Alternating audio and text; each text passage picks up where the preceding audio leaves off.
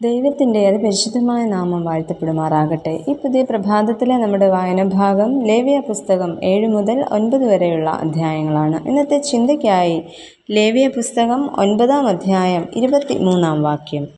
മോശയും അഹരോനും സമാഗമന കൂടാരത്തിൽ കടന്നിട്ട് പുറത്തു വന്നു ജനത്തെ ആശീർവദിച്ചു. അപ്പോൾ യഹോവയുടെ തേജസ് സകല ജനത്തിനും പ്രത്യക്ഷമായി. യഹൂദ ജനതയുടെ ഇടയിൽ വളരെ പ്രാധാന്യമുള്ള ഒരു ഗ്രന്ഥമായിരുന്നു ലേവ്യ പുസ്തകം. കാരണം അവരുടെ ദൈനംദിന ജീവിതത്തിൽ ഇവയ്ക്ക് പ്രധാന സ്ഥാനമായിരുന്നു ഉണ്ടായിരുന്നത്. യഹൂദ ബാലിക ബാലന്മാർ മതപഠനം ആരംഭിച്ചിരുന്നത് ലേവ്യ പുസ്തകത്തിലായിരുന്നു. കൂടാതെ വളരെ വിലപ്പെട്ട ചില ധാർമ്മിക പ്രമാണങ്ങളും ഈ പുസ്തകത്തിൽ അടങ്ങിയിരിക്കുന്നു. ഇന്നത്തെ വായനഭാഗത്ത് യഹോവയായ ദൈവത്തോട് അടുക്കുന്നത് അനുസരണം, വിശുദ്ധി, ശരിയായ ആരാധന എന്നിവയിലൂടെയാണ് എന്ന് മനസ്സിലാക്കുവാനായിട്ട് കഴിയുന്നു. എന്നാൽ ഇസ്രായേല്യരുടെ ആരാധനാ ജീവിതം എങ്ങനെ ക്രമീകരിക്കണമെന്നും ദൈവത്തോടുള്ള ബന്ധം എപ്രകാരം വിശുദ്ധിയോടെ നിലനിർത്തണമെന്നുമാണ് ഇവിടെ പഠിപ്പിക്കുന്നത്. ഈ ഭാഗത്തു നിന്നും ചില ചിന്തകൾ പങ്കുവെക്കാമെന്നത്രേ ആഗ്രഹിക്കുന്നത്. ഒന്നാമതായിട്ട്, ദൈവ സാന്നിധ്യം വിശുദ്ധിയിലൂടെ ഉണ്ടാകുന്നു. ശുദ്ധിയോടെ യാഗം കഴിക്കണമെന്നതിനെക്കുറിച്ച് ഇവിടെ 7-ാം അധ്യായത്തിൽ നമുക്ക് കാണുവാനായിട്ട് സാധിക്കുന്നു. 7-ാം അധ്യായത്തിൻ്റെ 1-ാം വാക്യത്തിൽ ഇപ്രകാരം പറയുന്നു: അകൃത്യയാഗത്തിൻ്റെ പ്രമാണമാവിത്, അത് അതിവിശുദ്ധം എന്ന്.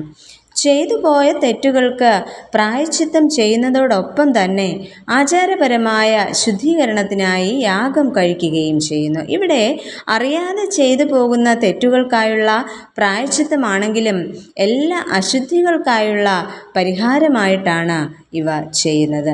വിശുദ്ധതയിൽ മാത്രമേ ദൈവിക സാന്നിധ്യം അനുഭവിക്കാനാകൂ എന്ന് പിന്നെയും ഇതിലൂടെ വെളിവാകുകയാണ് ചെയ്യുന്നത്. അങ്ങനെയെങ്കിൽ അശുദ്ധതയ്ക്ക് ദൈവസന്നിധിയിൽ ഇടമില്ല എന്നതും എടുത്തു പറയേണ്ട ഒന്നാണ്. യഹോവയായ ഞാൻ വിശുദ്ധനാകയാൽ നിങ്ങളും വിശുദ്ധരായിരിപ്പിൻ എന്ന് ദൈവം നമ്മോട് പറയുന്നു. ഓരോ വിശ്വാസിയുടെയും ജീവിതത്തിൽ ഉണ്ടായിരിക്കേണ്ട വിശുദ്ധിയുടെ ആവശ്യകതയെക്കുറിച്ചാണ് ഇവിടെ നമുക്ക് കാണുവാനായിട്ട് സാധിക്കുന്നത്. ദൈവ സാന്നിധ്യം നമുക്ക് അനുഭവവേദ്യമാകണമെങ്കിൽ വിശുദ്ധിയോടെ ഉള്ള ഒരു ജീവിതം നമുക്ക് ആവശ്യമാണ്. രണ്ടാമതായിട്ട്, അനുസരണം ആരാധനയെ ശക്തമാക്കുന്നു. യാഗത്തിൽ പുരോഹിതന്മാർക്കുള്ള അവകാശങ്ങളും ജനങ്ങൾ പാലിക്കേണ്ട നിർദ്ദേശങ്ങളും ഇവിടെ വ്യക്തമാക്കുന്നുണ്ട്. കൊഴുപ്പും രക്തവും ഭക്ഷിക്കരുതെന്ന കർശന നിയമവും ഇവിടെ കാണുന്നു. അത് മുൻ പറഞ്ഞതുപോലെ വിശുദ്ധിയെ സൂചിപ്പിക്കുന്നതാണ്. അതോടൊപ്പം തന്നെ യാഗം ഒരു ആചാരം മാത്രമല്ല, അത് ദൈവത്തോടുള്ള അനുസരണവും കൃതജ്ഞതാ സ്തോത്രമർപ്പിക്കുന്ന അവസരവുമാണ്. നമ്മുടെ ഓരോ ആരാധനകളും ഇത്തരത്തിൽ ആയിത്തീരണം.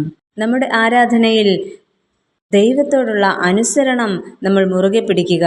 ദൈവം നൽകിയ അനുഗ്രഹങ്ങൾക്ക്, ഇനിയും നൽകാനിരിക്കുന്ന അനുഗ്രഹങ്ങൾക്ക് സ്തോത്രം ചെയ്യുക. അതോടൊപ്പം തന്നെ വിശുദ്ധമായ ഒരു ജീവിതം നയിക്കുക.